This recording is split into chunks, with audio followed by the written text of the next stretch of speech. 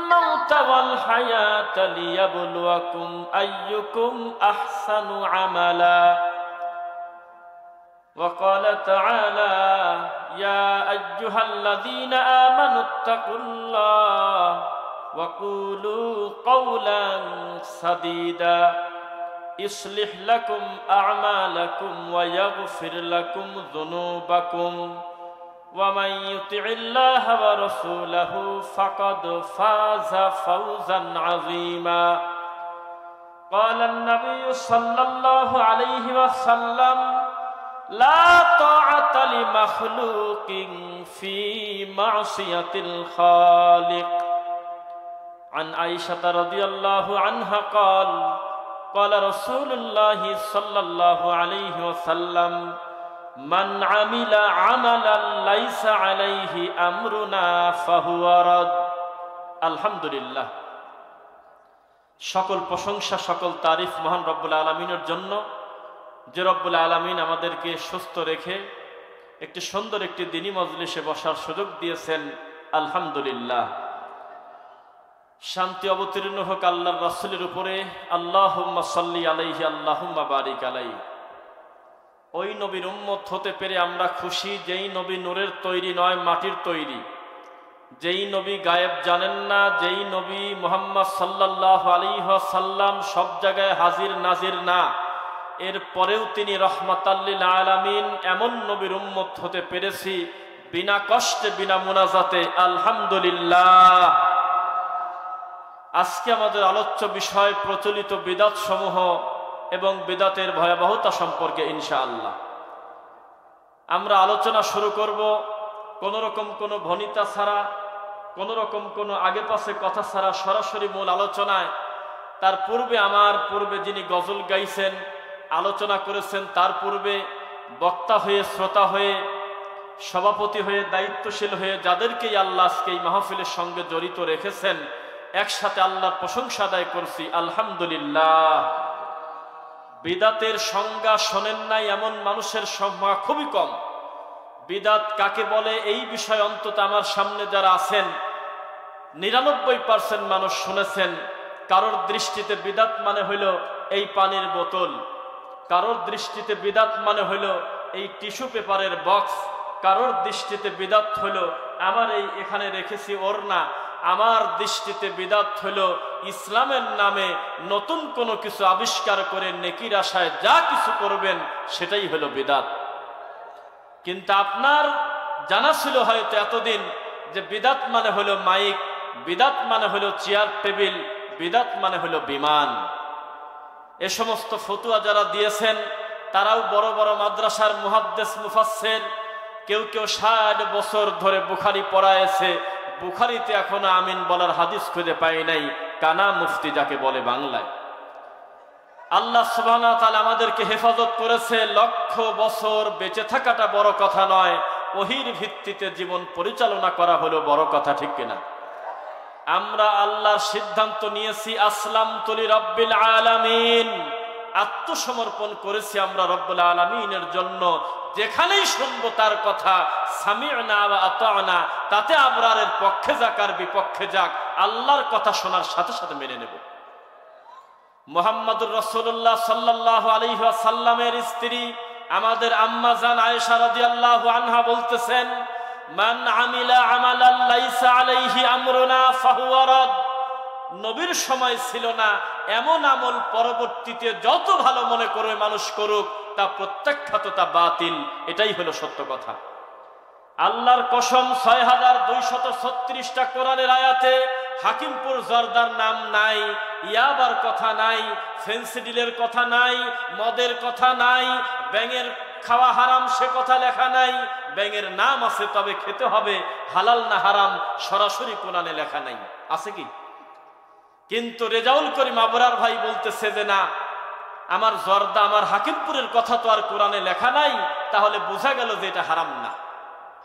তাকে আপনি 16 ইঁদুর ধরে খেতে বলেন, গোটা কোরআন এবং সহিহ হাদিসে এমন একটা কথা লেখা নাই যে তোমরা খবরদার ইঁদুর খায়ো না, ইঁদুর খেলে পাপ হবে। আপনি শুরু করে দেন, এর হারামের কোনো দলিল পৃথিবীতে নাই। চায়নারা খেতে পারে ইঁদুর, আপনি কেন খাবেন না? আগামী কাল থেকে ইঁদুর খাবেন, ফতোয়ায়ে আবরারি। আস্তাগফিরুল্লাহ। তারা বলতেছে জর্দা যে হারাম, তার দলিল কি? আমরা হাকিমপুর জর্দা দিয়ে যে মুফতি হুজুররা পান খাই, ৯৮টা মুফতি, এই জর্দা হারাম, তার দলিল কি? দলিল খুঁজে পাচ্ছে না। আপনাদের কাছে আমাদের প্রশ্ন, আজকের থেকে ১০০ বছর আগে হাকিমপুর জর্দা নামে কোন জর্দাকে ডেলিভারি হয়েছিল? বলেন।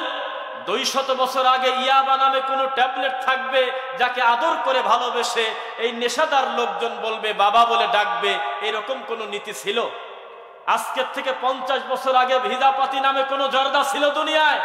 আজকের থেকে ৭০ বছর আগে আকিজ বিড়ি নামে কোন বিড়ি আল্লাহর মাটির উপরে ছিল না।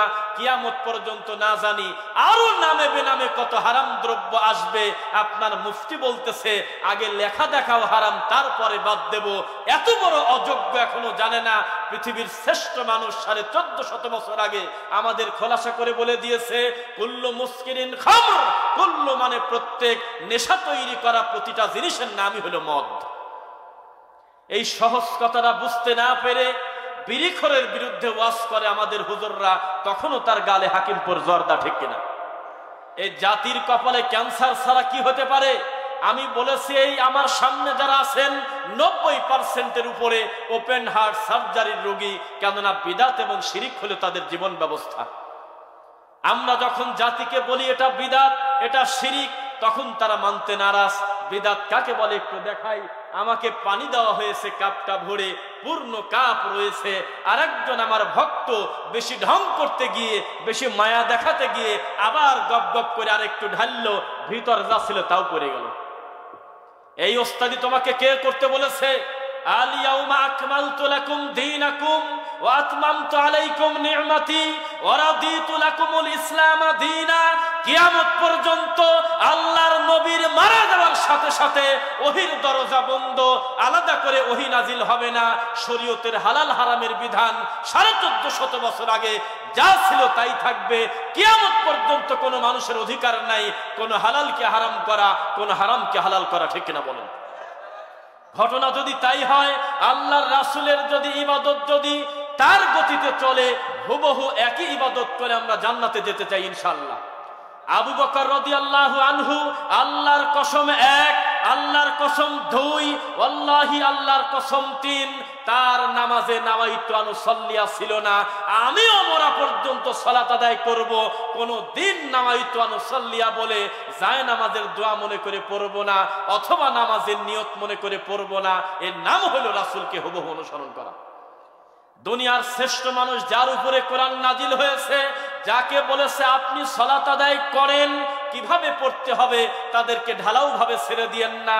তাদেরকে বলেন, হে আমার উম্মতেরা, তোমরা নামাজ পড়ো, এই কথা আমি তোমাদেরকে বলি নাই। সল্লু কামা রাআইতুমুনি উসাল্লি, ওইভাবে সালাত আদায় করো যেইভাবে আমি নবীকে সালাত আদায় করতে দেখো। আমার রাসূলের সালাতে ইন্নী ওয়াজ্জাহাতু জায়নামাজের দোয়া ছিল না। কিয়ামত পর্যন্ত আমারও কোনো প্রয়োজন নাই। এর নাম হলো নবীকে অনুসরণ করা। কিন্তু হুজুরকে অনুসরণ করা মানে কিছু একটা বলে যদি নামাজে দাঁড়াই তো ভিতরে একটা আত্মতৃপ্তি আসে। বলেন নাউযুবিল্লাহ। হুজুর জিকিরে লাফালাফির দলিল পেয়ে গেছে, লক্ষ লক্ষ মুরিদের সামনে, হাজার হাজার মানুষের সামনে বলে আমরা জিকির করতে গিয়ে লাভ দেই কেন? তার একটা দলিল আছে, হাদিস আছে।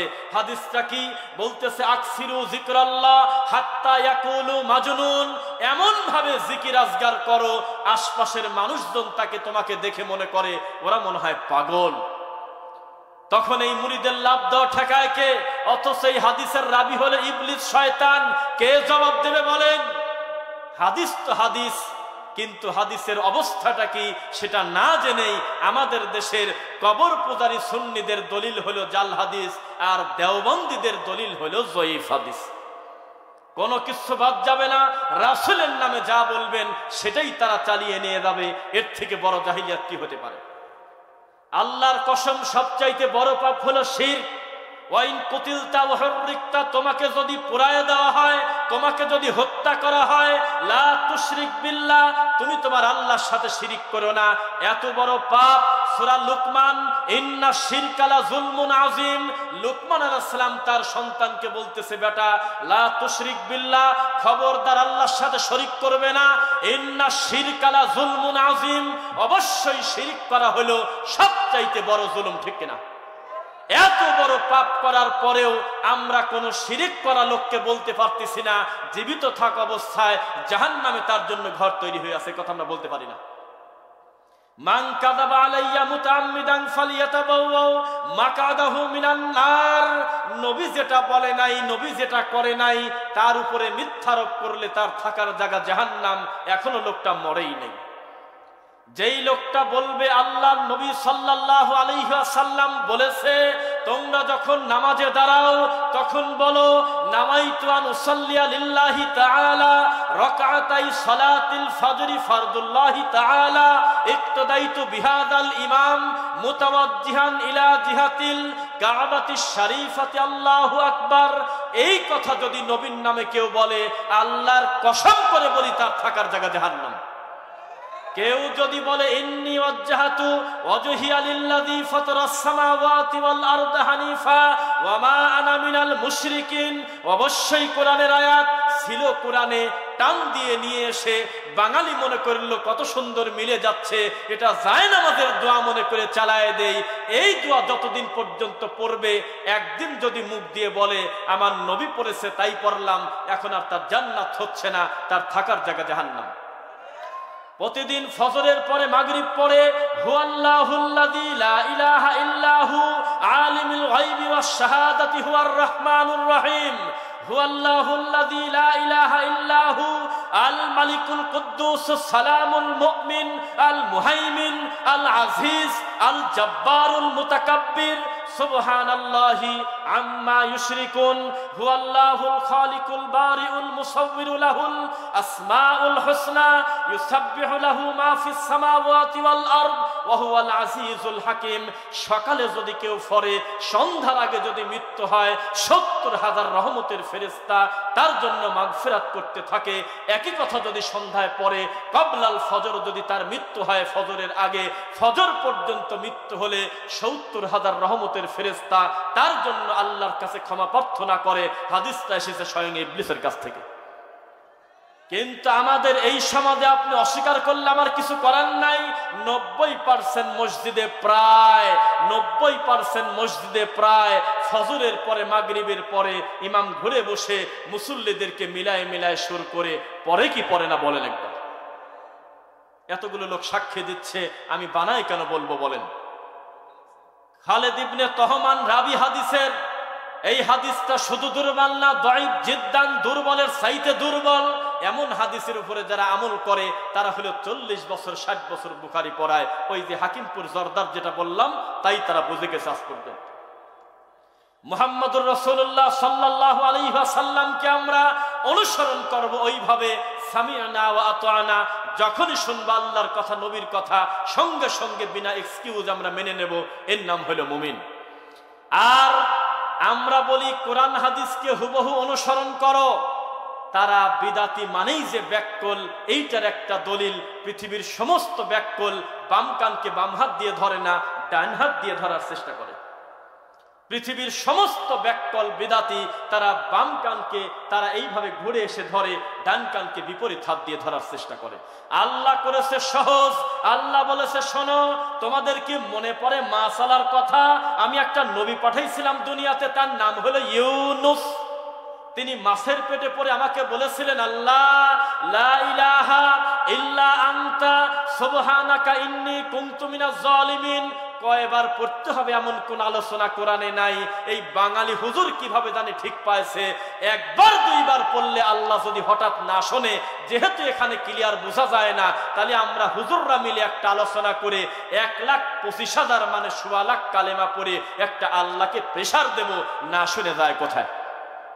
তার জন্য বিসি খতম, তার জন্য ইউনুস খতম, তার জন্য আপনার এই কি বলে ওই যে ছোলা বুট তেঁতুলের বিচি, এইগুলো 1.5 কেজি 2 কেজি নিয়ে এসে 20-50 জন লোক এক জায়গা জমা করে মুমূর্ষ ব্যক্তির পাশে ঠাট্টা মস্কারা করে, এটা যদি রাসূলের না হয় তাহলে তার থাকার জায়গা জাহান্নাম।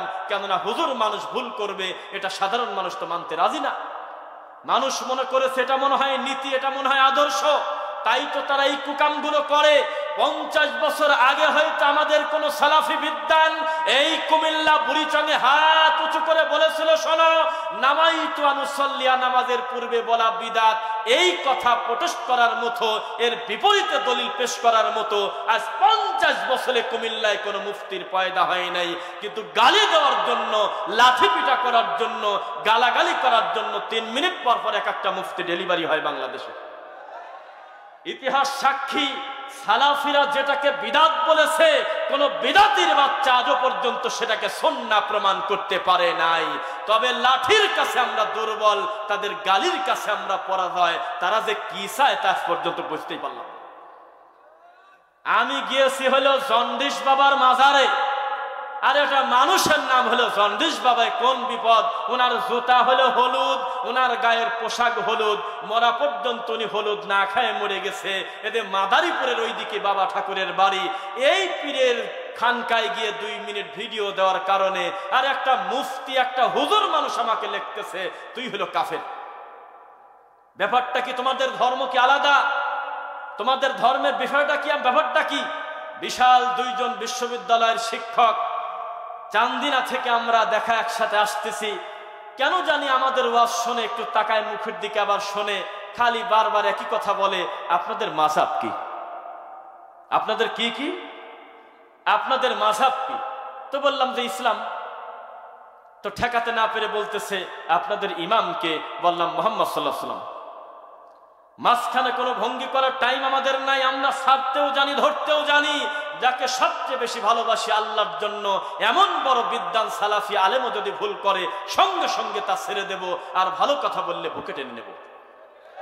আর বিদাতিদের তা না, আপনি রাগ করবেন না। আপনার খোরশেদ কাশেম জোকার এই যে কুমিল্লায় কয়দিন আগে ওয়াজ করলো, সি সি সি, এই বক্তার নামটা বলে 3 নম্বরে গেছে, এই জন্য ওয়াজই করবে না। মিথ্যা না সত্য? কয় আমার নাম এত নিচে দিছো কেন? আমার নামের আগে আল্লামা কোথায়? আমাকে চেনো না, আমি কে? উনি এইভাবে ছিঁড়ে ফেলে বলতেছে আমি ওয়াজি করব না। তোমাদের হুজুর বড় হলে কি হয় জানো? রোগী হয়, জোকার হয়। আমাদের হুজুর বড় হলে নাসির উদ্দিন আলবানী হয়। আমাদের হুজুর বয়স বেশি হলে ইমাম বুখারী হয়। আমাদের বয়সী হুজুররা ইবনে উসাইমিন হয়। আমাদের বড় হুজুররা ইমাম মুসলিম হয়। তোমাদের বড় হুজুররা যত বয়স বাড়ে বিকৃত মস্তিষ্কের মেন্টাল হয়ে সুন্নাহকে বিদাত আর বিদাতকে সুন্নাহ বলে। ইতিহাস সাক্ষী, কোনদিন আমাদেরকে গালি দিয়ে আমরা কোনদিন তোমাদের সাথে পারবো না। কোনদিন আমরা লাঠি পিটা করে তোমাদের সাথে পারবো না। সারা বাংলাদেশ জরিপ করো, কে কার মসজিদ পুড়িয়েছে। এত বড় কুকাম তোমাদের হাত দিয়ে হয়েছে। আমরা কোন মসজিদের একটা মাইকের তার পর্যন্ত খুলি নাই। ইতিহাস সাক্ষী, একটা গ্রামে বংশীয় আহলে হাদিস ছিল 3 পুরুষ থেকে। এদের আধিপত্য বেশি থাকার কারণে অন্য এলাকার একটা লোক তার মেয়ের বাড়িতে বেড়াতে এসেছে। এসে লোকটা জোরে আমিন তো দূরের কথা, আমিন বলেই নাই। এই কারণে জোরে আমিন বলা লোকজন তাকে অপমান করেছে। এমন কোনো ঘটনাই পৃথিবীতে নেই।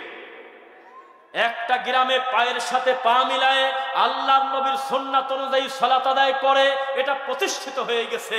উত্তরবঙ্গের কিছু এলাকার মতো এই এলাকায় একটা কট্টরপন্থী বিদাতি সালাত আদায় করতে গিয়ে কিছুতেই পায়ের সাথে পাও মিলায় নাই। এই কারণে নামাজের পরে তাকে অপমান হতে হয়েছে। এমন দৃষ্টান্ত এই পৃথিবীতে কেউ দেখাতে পারবে না। কেউ যদি দেখাতে পারে বুকে হাত বাঁধা লোক বেশি থাকার কারণে, নাভির নিচে হাত বাঁধার কারণে একটা লোককে মসজিদের বারান্দায় অপমান হতে হয়েছে, আমি আর ওয়াজি করব না। বিপরীতে তোমার সাহস থাকলে পিছন থেকে হাত উঁচু করে বলো তো দেখি, তোমাদের মাঝখান থেকে, তোমাদের ভিতর থেকে এই ঘটনা ঘটে নাই? সাহস থাকলে বলো। তোমরা সুদকে পাপ মনে করো না, কেননা তোমার পিছনে যায় নামাজে মুয়াজ্জিনের পাশে যে দাঁড়ায়, এ 30 বছর হলে সুদ খায়, যদিও 4 বার হজ করছে। তোমার পিছনে যেই মুয়াজ্জিন একামত দেয় সে হলো জর্দাখোর। তোমার পিছনে বাম পাশে যে দাঁড়িয়ে আজ 30টা বছর জায়নামাজ ফিক্স করে দাঁড়িয়েছে, এই দায়িত্বশীল এই সমাজের প্রধান হলো মেয়ের সম্পত্তি ছেলেকে লিখেতে চায় 20 বছর আগে। এত বড় পাপ তোমার চোখে পড়ে না, তুমি এত বড় ধৈর্যশীল, 30টা বছর এত বড় অসভ্য লোকদেরকে নিয়ে তুমি সালাত আদায় করলে, তবে একটা দিন তোমার মেজাজ দেখছিলাম, যেদিন তোমার পিছনের কাতার থেকে ওয়ালা দাল্লিন বলার পরে আমিন শব্দটা একটু জোরে শোনা গেছিল, ওই দিন বুঝলাম বাপরে বাপ তোমার পিকআপ কত। সঙ্গে সঙ্গে তোমার মুখের দিকে তাকানো যায় না, তুমি এমন একটা ভাব করলে যে কয়েকজন মসজিদে ঢুকে গেছে অথচ তারা মনে হয় খ্রিস্টান। নাউযুবিল্লাহ। সুদকে তুমি পাপ মনে করো না, জেনা ব্যভিচারকে পাপ মনে করো না, টাকনুর নিচে সর্বদা কাফর পরলে জাহান্নামে যেতে হয়। মা আসসালা মিনাল কাবাইনি মিনাল ইজারি ফাফিন্নার। নেশাদার দ্রব্য পান করলে মুদমিনুল খামরি কাআবিদি ওয়াসান, বিচারের মাঠে মূর্তি পূজারীর সিরিয়ালে তাকে উঠানো হবে। এত বড় মাতাল নিজেও, অথচ তার পিছনের মুসল্লিও মাতাল। কোনোদিন ফতোয়া নাই, কিন্তু আমিন তার সহ্য হয় না। বুকে হাত বাঁধলে সঙ্গে সঙ্গে উলামায়ে কেরাম পরিষদ এক হয়ে যায় কিভাবে ওই মসজিদের ওই কয়েকজন মুসল্লিকে বেইজ্জত করা যায়। বিপরীতে আমরা তোমাদেরকে বলেছি মসজিদ কোনোদিন কারোর বাপদাদার সম্পত্তি না। ওয়া আন্নাল মাসাজিদা লিল্লাহি জামিআ, দুনিয়ার সব সিজদার ঘর আল্লাহর ঘর, কোনো বাধা নাই, কোনো দল নাই, কোনো মত নাই, যে কোনো তরিকার মানুষ নির্দ্বিধায় সালাত আদায় করে যাবে। আহলে হাদিসের বাচ্চা যদি কেউ হয়ে থাকে জীবনে কোনোদিন তাকে একটা কটু কথা আপনারা বলবেন না। কিন্তু বিষয়টা কি, দরদ দেখাতে পারো না কেন? আমরা যখন জাতিকে বলি যে কাকড়া খাওয়া হারাম নয়, কাকড়া একটা হালাল খাদ্য, কেউ যদি কাকড়া না খায় কোনো দিন আমরা তার জবরদস্তি করব না। আরে হালাল দুধও যদি কেউ না খায় তার খারাপ লাগে বা মনে শান্তি না লাগে, এটা তার ব্যাপার, কিন্তু হালালকে হারাম তো বলতে পারে না। আমার সামনে যারা আপনারা উপস্থিত আছেন, আমি যদি ভুল না করি অনেক মানুষ আপনারা পাঙাশ মাছ খান না, অনেক মানুষ আপনারা টাকি মাছ খান না, অনেক মানুষ আছেন বহু হালাল খাদ্য খান না, কিন্তু আপনি কি হারাম বলতে পারবেন?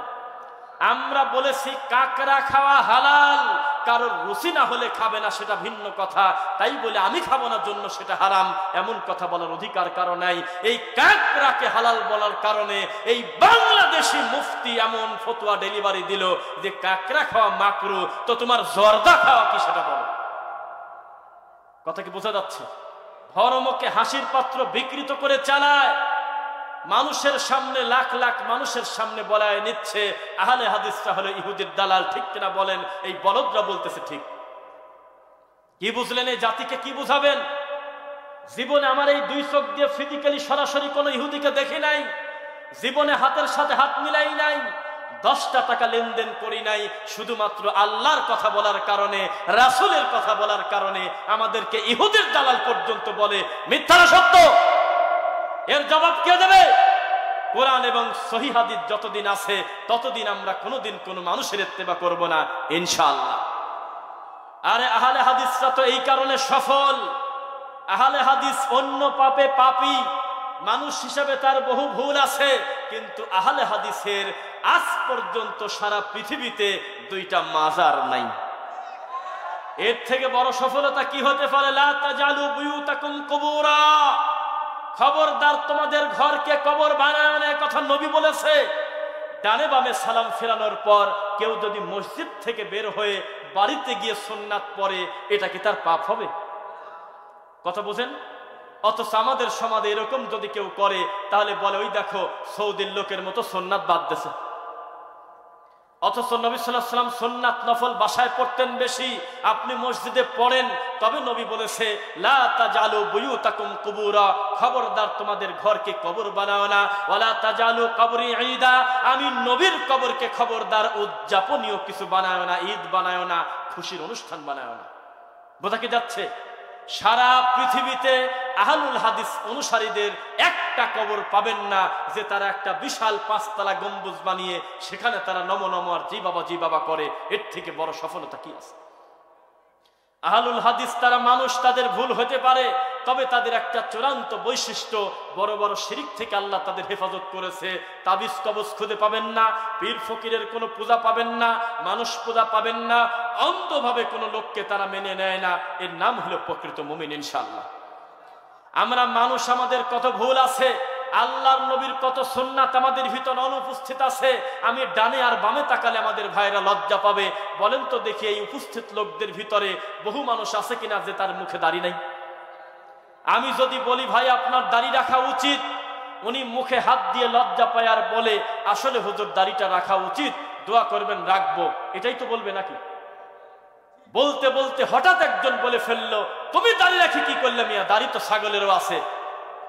এরকম একটা কথা বলার কারণে দুইজনেরই মুখে দাড়ি নাই, একজনের কথার কারণে একজন কাফের হয়ে গেছে, ইমানই নাই তার, কারণ সুন্নাহ নিয়ে ব্যঙ্গ করলে ফালাইসা মিন্নি, সে নবীর উম্মতি না। বোঝা কি যাচ্ছে? মুহাম্মদ সাল্লাল্লাহু আলাইহি ওয়াসাল্লামকে মানতে এত কষ্ট কেন?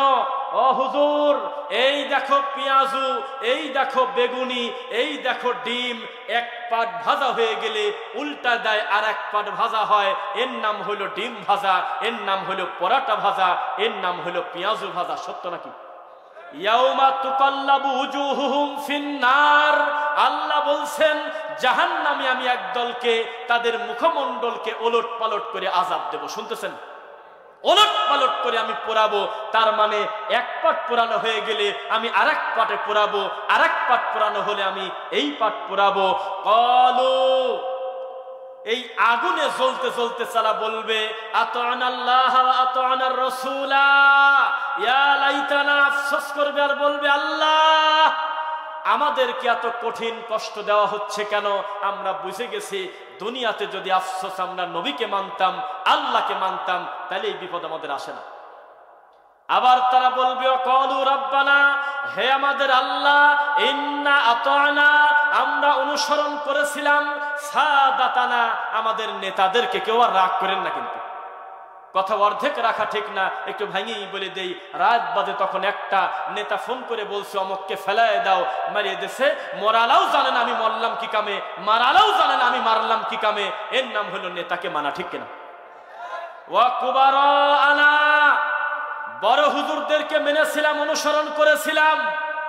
ফাদাল্লুনা সাবিলা, এই দুই ধরনের মানুষ আমাদেরকে গোমরা করছে। হে আল্লাহ, আমরা বুঝে গেছি। আল্লাহু আকবার। তাহলে কয় ধরনের লোক? দুই ধরনের লোকের কারণে আজকে আমাদের জাহান্নামে যেতে হয়েছে। এক, সাদাতানা নেতা, ওয়া কুবারানা মানে বড় হুজুর, তারাই আমাদেরকে জাহান্নামে দিছে। তারপরে তারা বলবে রব্বানা আতিহিম দিফাইনি মিনাল আযাব, হে আল্লাহ জাহান্নামে যেহেতু শাস্তি আমাদের হবেই, মায়ের একা খাবো কেন, রিমান্ডে যেহেতু ঢুকছি আরো 10টাকে পেঁচায় মরবো। তখনও নাম ধরে ধরে বলতেছে।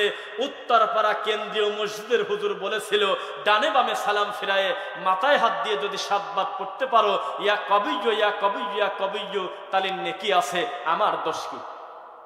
দক্ষিণ পাড়া কেন্দ্রীয় মসজিদের হুজুর বলেছিল নামাজ শুরু করার পূর্বে অন্তরের ভিতরে পীর সাহেবের খেয়াল নিয়ে এসো, এ দোষ আমার কি? হুজুরকে ধরেন।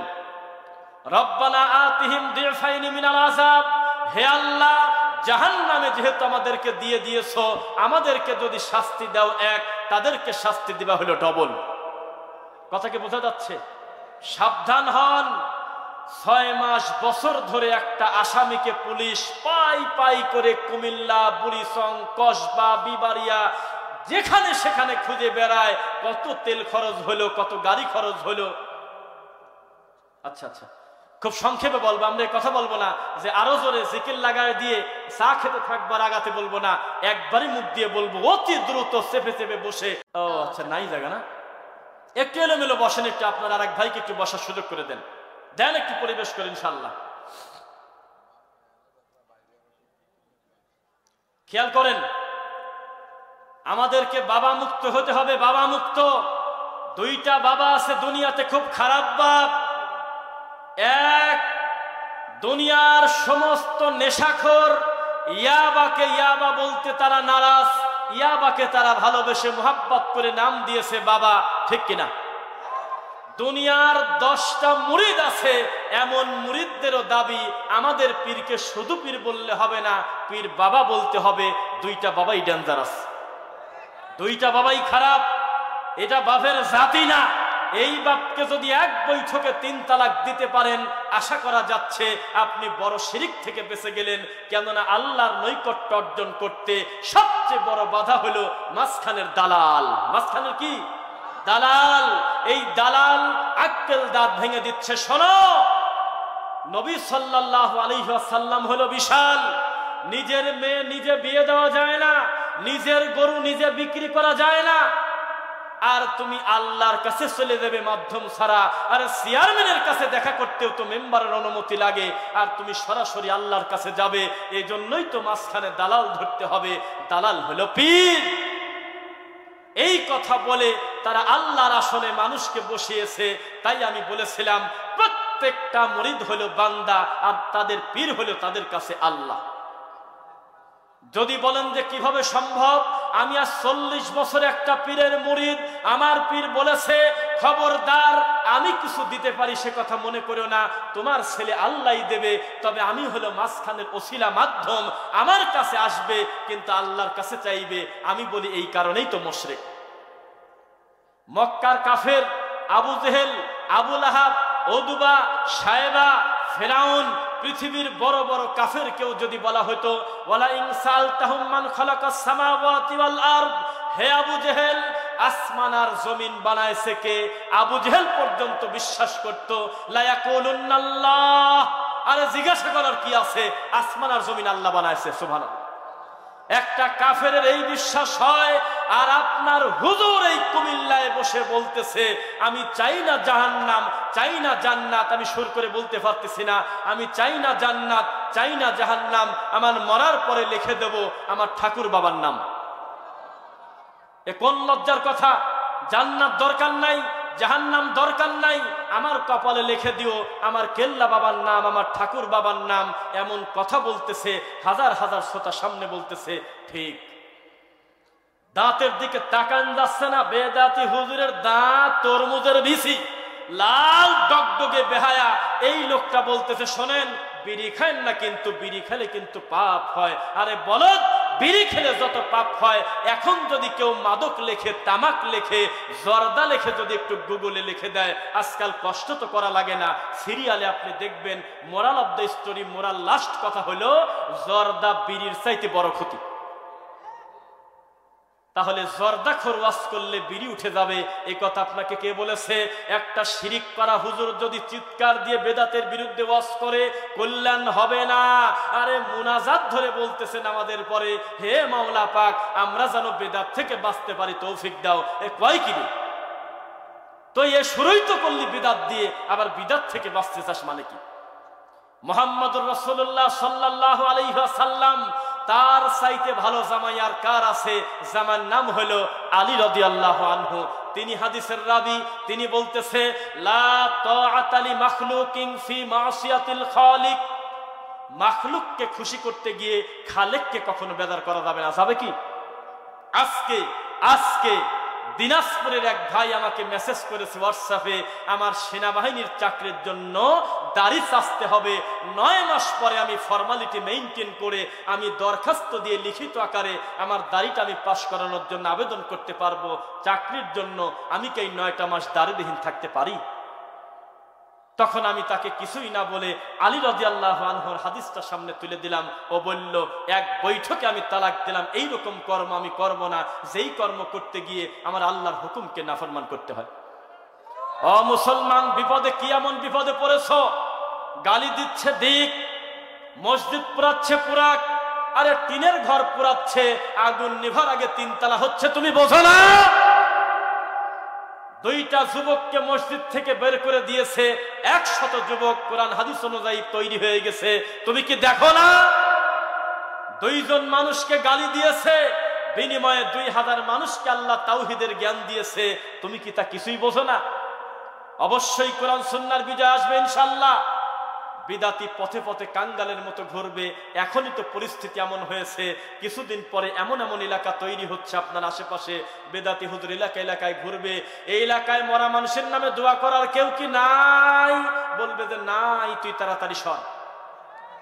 ইদা মাতাল ইনসান ইনকাতা আনহু আমালু।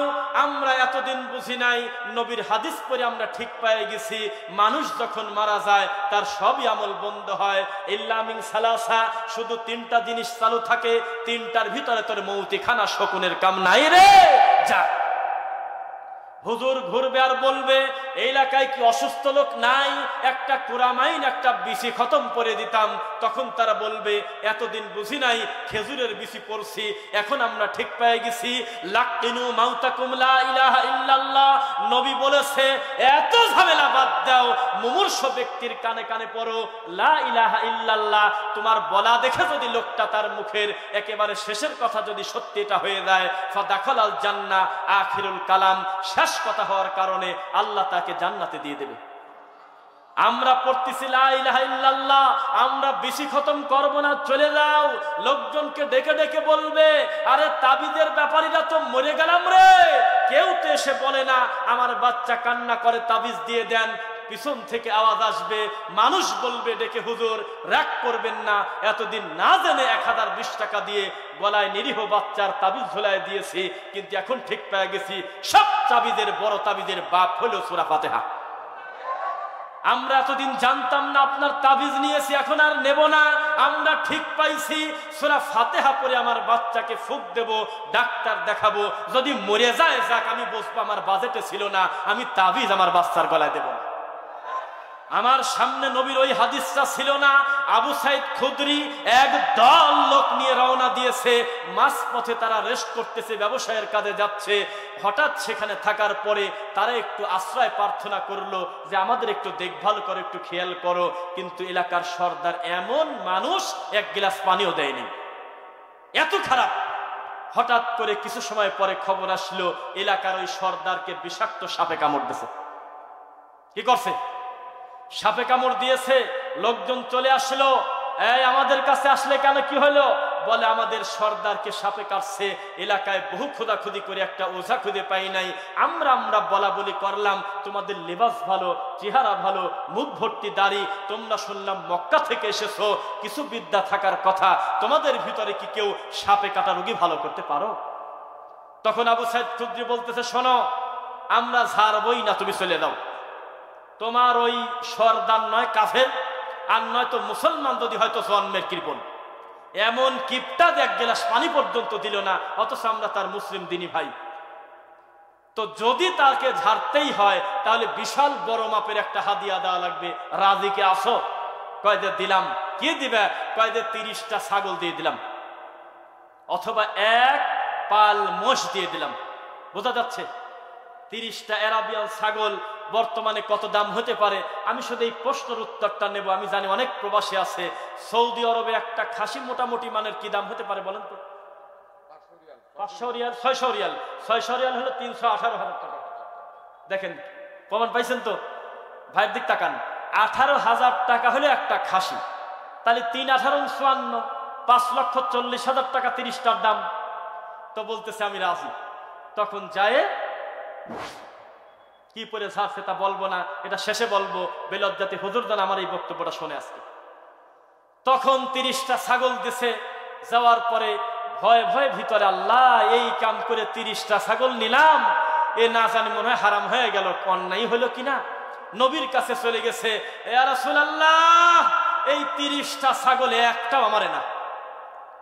একটা লোকের সাপে কামড় দিছিল, আমি সেখানে যা ঝাড়িয়ে দিছি, আরে বাবারে, ফু দেওয়ার সাথে সাথে উঠে দৌড় দিছে।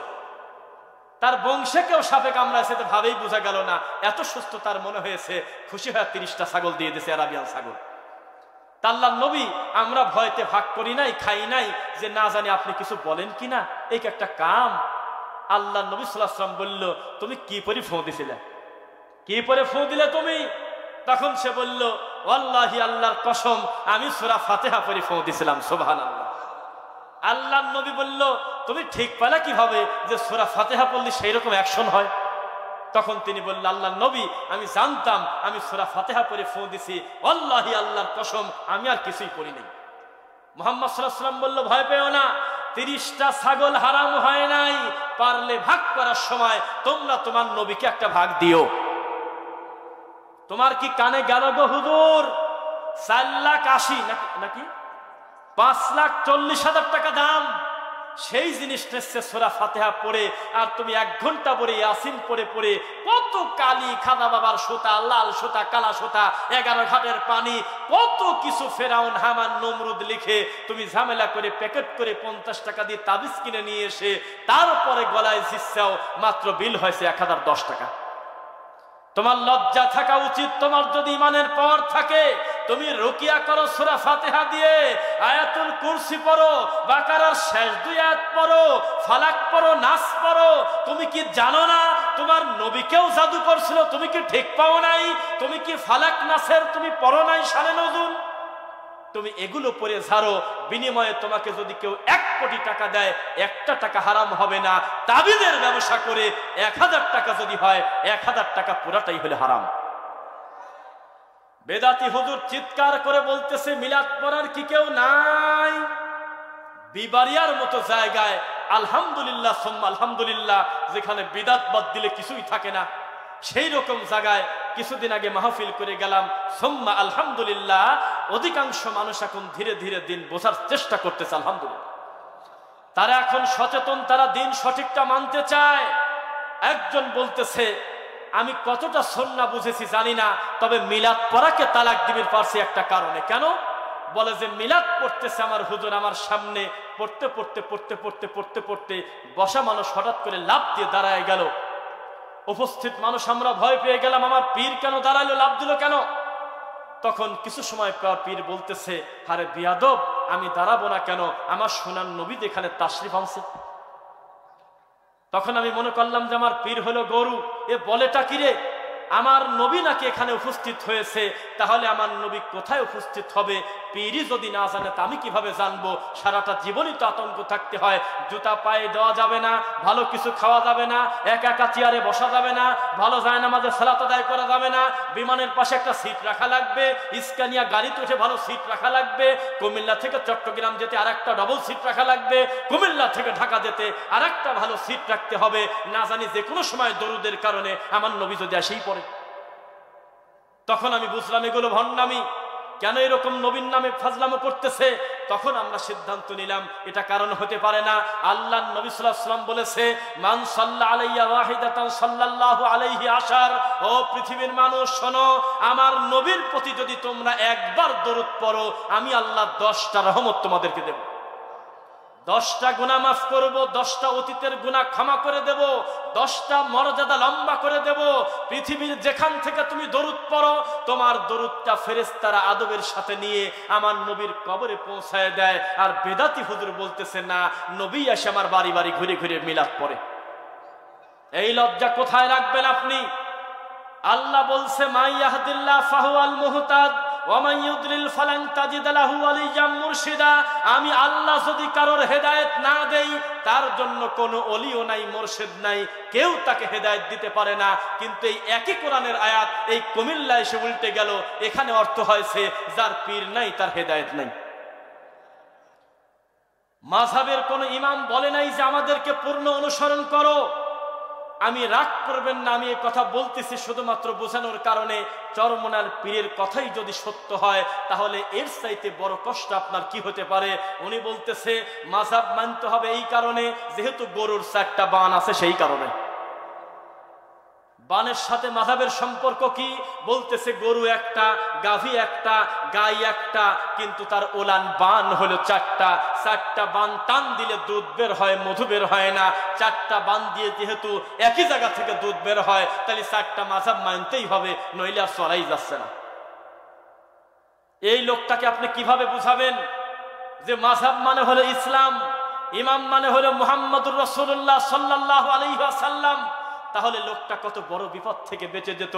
আমার এই ভাই একা মানুষ, কিন্তু 50টা কামলা তার আন্ডারে খাটে। এটা খারাপ না ভালো? ভালো না খারাপ? কিন্তু 50টা মালিকের যদি একটা কামলা থাকে বিপদ বাড়ল না কমলো?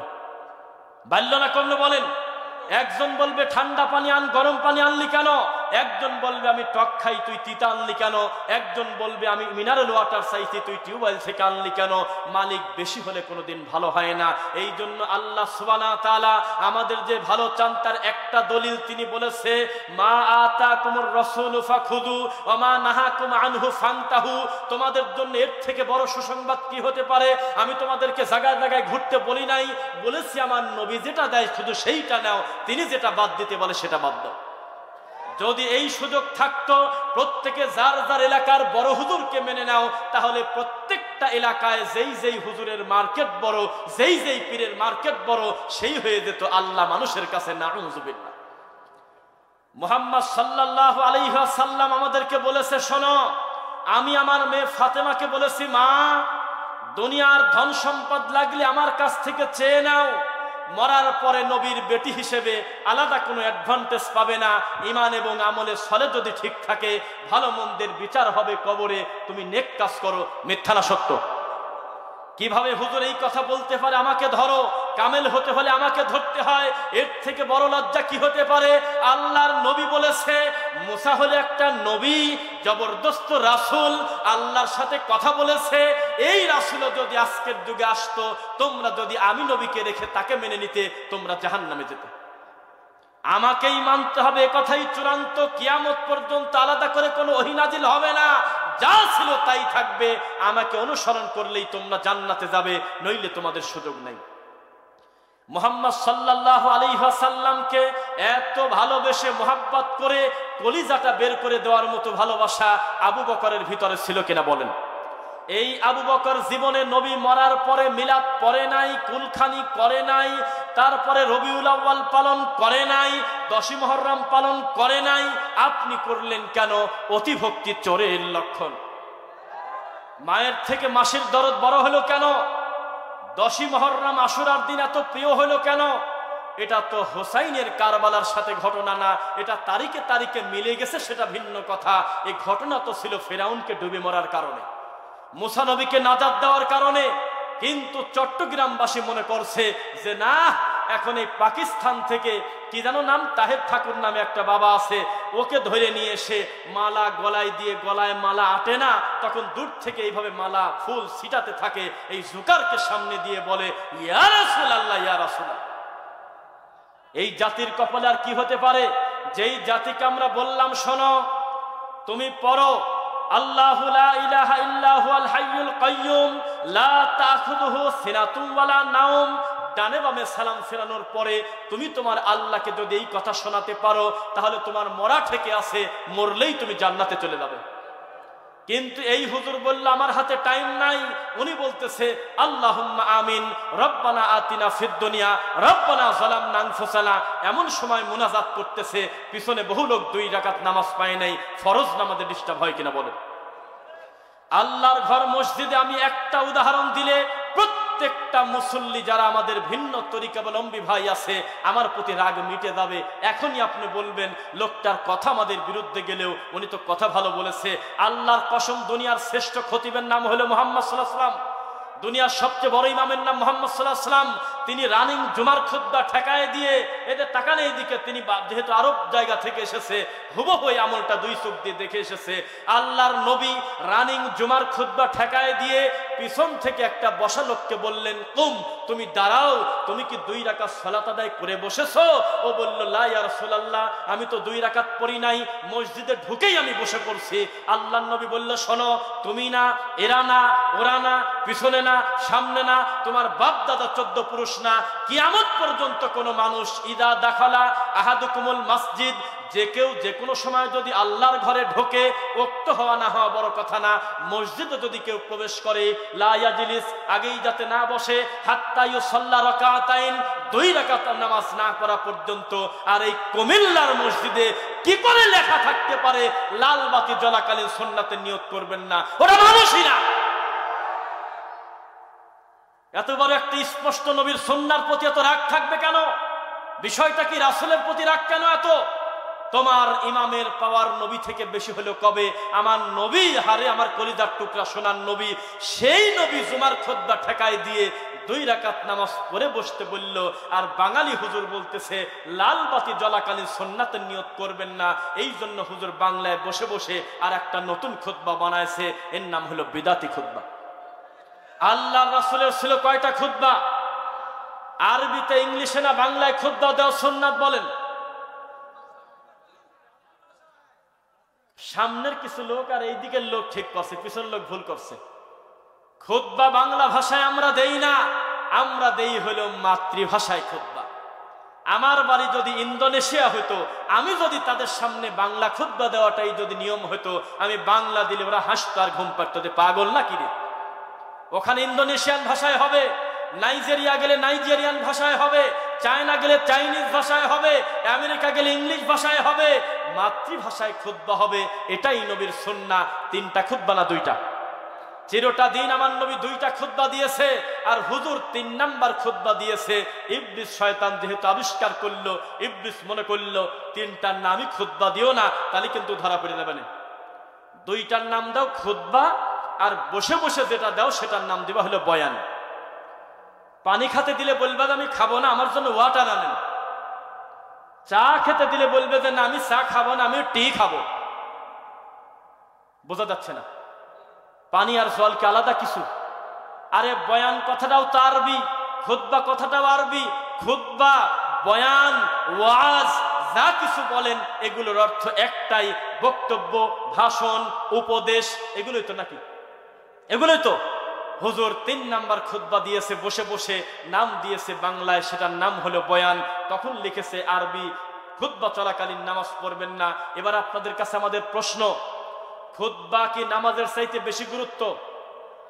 আমাদের সমাজে একটা জাল হাদিস প্রচলন আছে, আপনারা শুনছেন কিনা?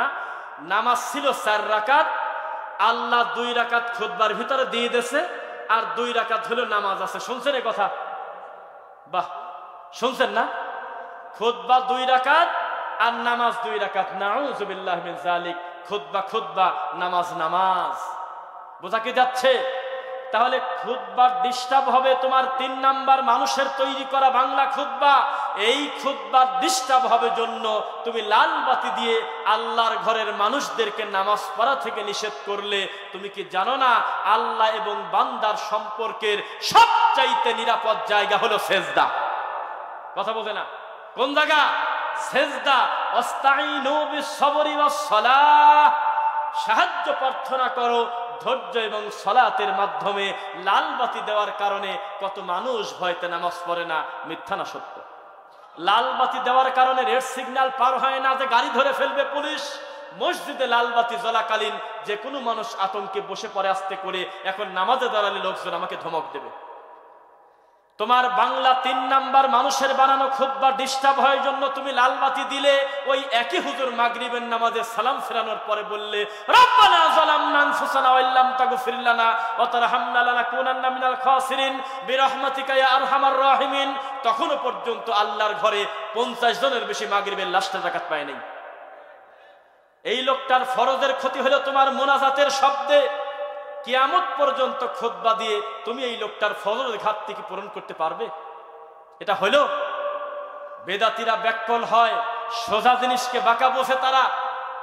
যেখানেই আল্লাহর নবীর প্রতিষ্ঠিত সুন্নাহ, সেখানেই তাদের বিরুদ্ধে কোনো না কোনো অবস্থান আছে কিনা বলেন তো দেখি। আমাদেরকে বলতেছে যে আমরা হাদিস মানতে পারবো না, আমরা মানবো হলো সুন্নাহ। বলে যে হাদিসই যদি মানো, নবী তো 11টা বিয়ে করছে, এটাও হাদিস, তোমরা আমল করো তো। বলে না মনে হয়? বলে কিনা?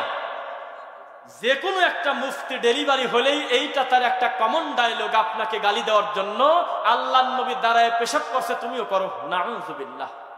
আপনাকে ছোট করার জন্য কোন জায়গা হাত দিয়েছে দেখছেন? বোঝা যাচ্ছে না মনে হয়?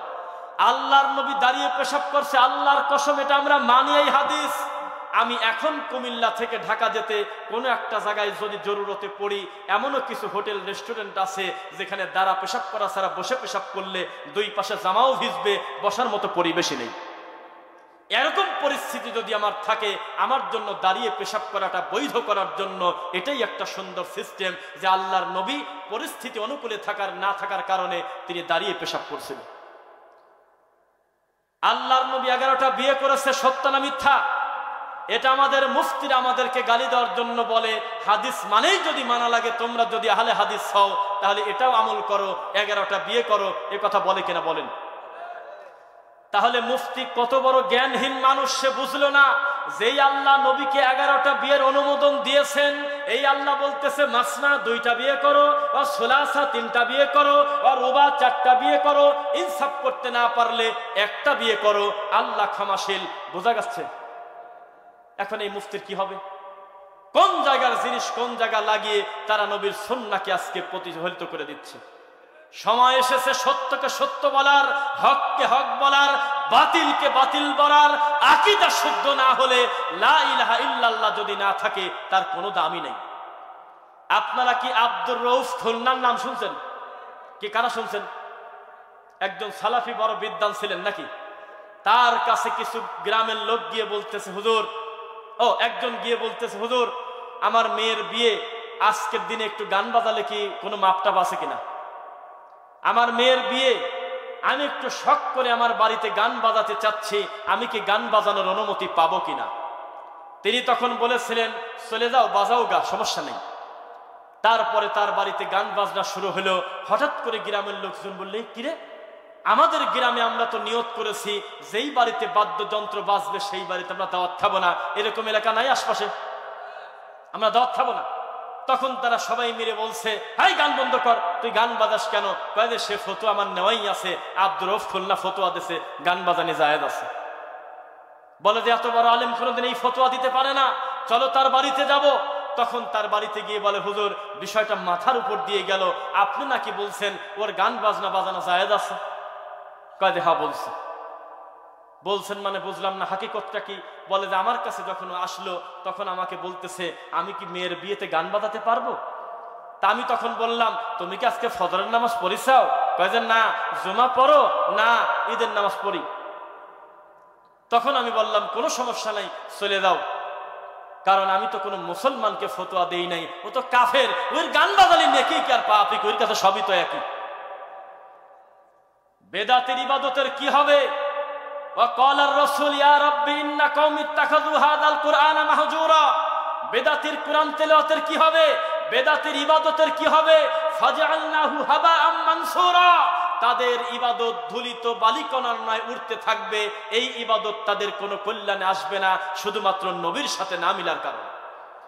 যতদিন নাওয়াইতু আনুসাল্লিয়া নামাজের নিয়ত মনে করে পড়েছেন, ততদিন সালাত হবে না, রাসূলের কায়দায় হবে না।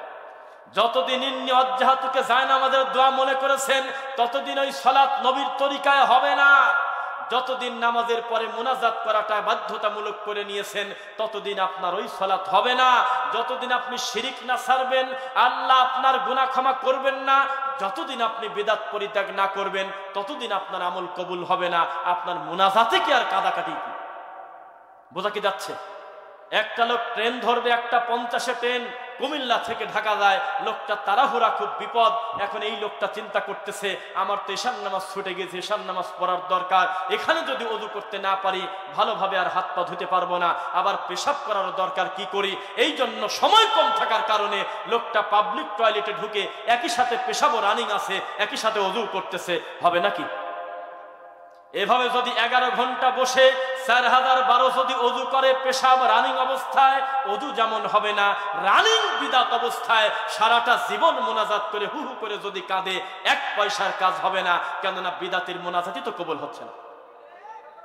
লাআনাল্লাহু মান আওয়া মুহাদ্দিসান। কেউ যদি কোনো বিদআতিকে প্রশ্রয় দেয়, তার প্রতি আল্লাহর লানত, ওয়াল মালায়েকাতি, ফেরেশতার লানত, ওয়ান নাসি আজমাইন, গোটা মানব জাতির লানত, যে কোনো বিদআতিকে প্রশ্রয় দিল। বোঝা কি যাচ্ছে আপনাদের? মুহাম্মদুর রাসূলুল্লাহ সাল্লাল্লাহু আলাইহি ওয়াসাল্লাম, তার কবর যদি পৃথিবীর শ্রেষ্ঠ মানুষের কবর, তিনি বলেছে, ওয়ালা তাজআলু কবরি ঈদা, আমার কবরকে অনুষ্ঠান করো না। কিয়ামত পর্যন্ত কবর আছে, এই কবরে যদি একদিন আগরবাতি, একদিন মোমবাতি দেওয়া হয়, তাহলে নবীর কথা অনুযায়ী ওই কবরটা হলো হারাম। ওই কবরটা হলো সুন্নাহ বিরোধী। আমাদের সমাজে ইদানিং দুই ধরনের লোক পাওয়া যায়। এক ধরনের লোক বলে আমরা সব পীরের বিরোধিতা করি না, আমরা হক্কানি পীরের পক্ষে। আছে কিনা? আমরা কিসের পক্ষে? হক্কানি পীরের পক্ষে। বিশ্বাস করেন হক্কানি পীর আর ভণ্ড পীর বলে দুই ধরনের পীর নাই, প্রত্যেকটা পীরই হলো ইবলিসের ছায়া। পীরের কোনো দুই ভাগ হয় না কোনোদিন। পীর মানেই খারাপ, পীর মানেই অসভ্য, পীর মানেই দালাল, পীর মানেই আল্লাহ এবং বান্দার মাঝখানে দালালি করে নিরীহ মানুষকে মুশরিক বানানোর কারখানার ফ্যাক্টরির মালিক। এই কথাই সত্য। যদি কোরআন হাদিসটা তাদের মন মতো বোঝা যায়, দেখেন মানুষের কত, এত মানুষ আপনারা আজকের এই মাহফিলে এসেছেন, তবু এ কথা আমি নিশ্চিত বলতে পারি, রাগ করবেন না, পাশেই যদি ৮ রশিদের মাহফিল হতো আমাদের থেকে কম না বেশি লোক হতো? বেশি। যদিও জাতি দেখতেছে ৮ রশি মরা পীরের খাটকে পূজা করে, মিথ্যা না সত্য বললাম? মরা পীরের খাটের কাছে খাদ্য নিয়ে এইভাবে ইয়া বাবা ইয়া বাবা, বাবাজান করে গিয়ে এইভাবে চোমা খাচ্ছে, আর খাটে চোমা খায়, খাটে সেজদা দেয়। এরপরেও তাদের মাহফিলে লক্ষ লক্ষ মানুষ হয় কিনা বলেন? কোথায় মানুষ বেশি হলো সেটা কথা না। 12 নম্বর সূরা সূরা ইউসুফ আয়াত নম্বর 106, ওয়ামা ইউমিনু আকসারুহুম বিল্লাহি ইল্লা ওয়া হুম মুশরিকুন। অধিকাংশ মানুষ তারা ঈমান আনে, এরপরেও তারা মুশরিক, শুধুমাত্র আল্লাহর তাওহীদ না বোঝার কারণে। বোঝা কি যাচ্ছে আপনাদের? সমাজে বিদআত ডেলিভারি হচ্ছে, বেদাত হচ্ছে। কাউকে যদি বলেন আঙুল বিচারের মাঠে আপনার পক্ষে সাক্ষী দেবে, আমার নবীর সময় জয়তুন থাকার পরেও তিনি আঙুলে তাসবিহ গণনা করেছে, আপনিও তাসবিহ গণনা করেন, আপনার উপরে সে রেগে যাবে। এই জাতিকে আপনি কিভাবে বোঝাবেন? কিয়ামত পর্যন্ত যদি তাসবিহ গণনা করতে যদি সংখ্যার কম বেশ হয়, কিছুই আসে যায় না।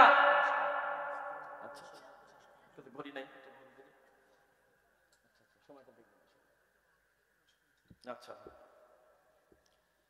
আপনারা কি ঠিক মতো সজাগ আছেন তো? আলহামদুলিল্লাহ। দীর্ঘ সময় শুধু পিছনে তাকাচ্ছি, শুধু সামনে না। যারা আছেন তারা তো আসেনি। ওই ভাইয়েরা কনফিউজ হয়ে চলে যায় নাই, আলহামদুলিল্লাহ। যে যেভাবে আছে নট নরম চরণ এক জায়গায় আছে, আলহামদুলিল্লাহ। লিল্লাহি তাকবীর। সময় আসতেছে, যেই কবর আপনার আব্বা উঁচু করেছে বিশাল বড় করে, ওই কবর আপনি ইমানের দুর্বলতার কারণে ভাঙতে পারেন নাই ভয়তে, ইনশাল্লাহ আপনার ছেলে পিটায় ওই কবর ভেঙে ফেলবে। যেই মাজার আপনার দাদার হয়েছে, এই মাজার আপনার বাপ ভাঙতে পারে নাই, তার জ্ঞান ছিল না, বিদ্যা ছিল না, আপনিও ভাঙেন নাই। সম্ভবত আগামী প্রজন্মে সে নতুন করে ওই কবরে আর মনে হয় পূজা দেবে না। ইনশাল্লাহ ওই কবর ভেঙে মাটির সাথে মিশাবে। সময় আসতেছে ইনশাল্লাহ। ইনশাল্লাহ আগামী প্রজন্মর কাছে জিলাপি বিরিয়ানির চাইতে হাউজে কাউসারের পানির মূল্য বেশি হতে চলছে। জীবনেও তারা বেদাত করবে না বলে আমরা আশাবাদী ইনশাল্লাহ। ইনশাল্লাহ অচিরেই সেই দিন আসবে, বুক ফুলে চিৎকার দিয়ে বলবে আমি আহলুল হাদিস, আমি সালাফি। এ কথা শোনার সাথে সাথে আশেপাশের লোকজন মনে করবে তাহলে নিশ্চিত থাকো এ লোক বেদাতও করে না, শিরকও করে না। ইন্নাল্লাযীনা ফাররাকু দীনাহুম ওয়া কানু শিয়া। হে নবী, আপনি তাদেরকে বলে দেন যারা আমার দ্বীনের ভিতরে মতভেদ করে, ভাগ করে, লাস্তা মিনহুম ফি শাই, তাদের কোনো হিসাব আপনার নাই। ইন্নামা আমরুহুম ইলাল্লাহ, তাদের হিসাব আমার কাছে দিয়ে দেন, আমি নিজে দেখব সেগুলো। রাগ করবেন না, দল বললে কি রাগ করবেন আপনারা? আটরশি কোনো ব্যক্তির নাম নয়, এটা একটা মাযহাব, এটা আলাদা একটা ধর্ম। তাই আমরা নাম নিতে বাধ্য হচ্ছি। আল্লাহর কসম করে বলতেছি, আপনি যদি কাউকে বলেন যে তুমি আটরশি কতদিন আগে পেয়েছো, 300 বছর আগের নাম নেবে না। কারণ আটরশি হলো একটা জায়গার নাম, এটা ফরিদপুরে আছে। তার মানে এটা অবশ্যই নিশ্চিত থাকা যায় মুহাম্মদ সাল্লাল্লাহু আলাইহি ওয়াসাল্লাম থেকে এটা আসে নাই, পরবর্তীতে ভাগ হয়েছে। লাস্তা মিনহুম ফি শাই।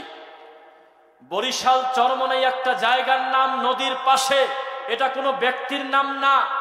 ইসাক নাই, কারি ইব্রাহিম নাই, তো চরমনাই নাই, পৃথিবীর কেউ নাই, তবু আহলুল হাদিস থাকবে। কেননা এর সম্পর্ক আল্লাহর রাসূলের হাদিসের সাথে। আলহামদুলিল্লাহ।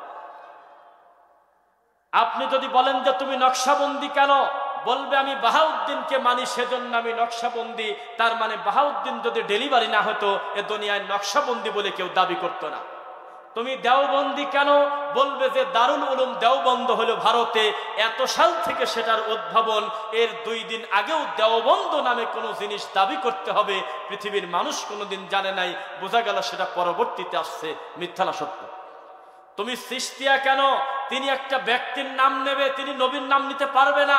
তিনি বলবে আমি অমক সিস্তিয়া থেকে খাজা মঈনুদ্দিনকে আমি মানি। তাহলে মঈনুদ্দিন যদি ডেলিভারি না হতো, লোকটা নিজেকে সৃষ্টি বলতো না। আপনি যদি বলেন তুমি মুজাদ্দিদি কেন, তখন তিনি আবু বকর সিদ্দিকের নাম নিক আর যার নাম নিক ভারতের একটা পীরের নাম নেবে আর বলবে ওনাকে আমি ভালোবাসি মানি, সে কারণে আমি মুজাদ্দিদ তরিকার। আহলুল হাদিস কেন? তুমি সালাফি কেন? তখন তারা বলবে মা আনা আলাইহি ওয়া আসহাবি, আল্লাহর নবীকে এবং সাহাবায়ে কেরামকে যারা হুবহু অনুসরণ করে তাদের একটা বৈশিষ্ট্যের নাম হলো আহলে হাদিস সালাফি। এটা কোনো ব্যক্তির সাথে সম্পর্ক না। পৃথিবীতে যত মত আছে, যত দল আছে, ব্যক্তি নাই তো দল নাই, কিছুই নাই, তবু আহলুল হাদিস থাকবে। কেননা এর সম্পর্ক ব্যক্তির সাথে না। আল্লাহর কসম, ইমাম আবু হানিফা রহিমাহুল্লাহর আব্বা হানাফি মাযহাবের ছিল না। ইমাম শাফির বাবা কোনোদিন শাফি মাযহাবের নাম শোনে নাই। ইমাম মালিকের আব্বা, ইমাম মালিকের দাদা মালিকি মাযহাবের নাম না শুনেই কবরে চলে গেছে। হাম্বলি মাযহাবের ইমাম আহমদ বিন হাম্বলের মানে দাদা, কোনদিন হাম্বলি নামে কোনো মাযহাব আসবে পৃথিবীতে উনি ধারণাও করেন, এই মারা গেছে। তার মানে ব্যক্তি আছে, দল আছে, ব্যক্তি আছে, মাযহাব আছে, ব্যক্তি নাই, মাযহাব নাই। কিন্তু আমাদের এই সম্পর্ক নাই যে আব্দুর রাজ্জাক বিন ইউসুফ আছে তো আমরা আছি, উনি নাই তো আমরা নাই। ডক্টর আসাদুল্লাহ গালিব স্যার আছে, আমরা আছি, উনি নাই তো আমরা নাই। আমরা কি তারা? জি না। পৃথিবীতে কেউ না মানুক না মানুক, এই কুমিল্লাতে একজন যদি আল্লাহ এবং তার রাসূলকে হুবহু অনুসরণ করতে চায়, আমি হব তার ভিতরে একজন। এর নাম হলো আহলুল হাদিস। এটা কোনো দলের সাথে সম্পর্ক না। তাদের কোনো জবাবদিহিতা নাই। সাপের গল্প, ভেঙের গল্প, ঘোড়ার গল্প, কুকুরের গল্প, গরুর গল্প, কত কিচ্ছা কাহিনী দিয়ে তারা বক্তব্য দেয়। আর আমাদের আলেমদের বক্তব্য কল আল্লাহ কল আল নবী, ঠিক কিনা? যাই হোক, ওস্তাদ দিয়ে চলে আসছে, আর কোনো কথা বলবো না। আল্লাহ আমাদের সকলকে নেখাত দান করুন, বলুন আল্লাহুম্মা আমিন। এখন আমার অবস্থা হলো মিম নুনজের মিন, এরপরে আবার তাসদীদ থাকার কারণে নুন লেখায় আছে, পড়ার দাম নাই।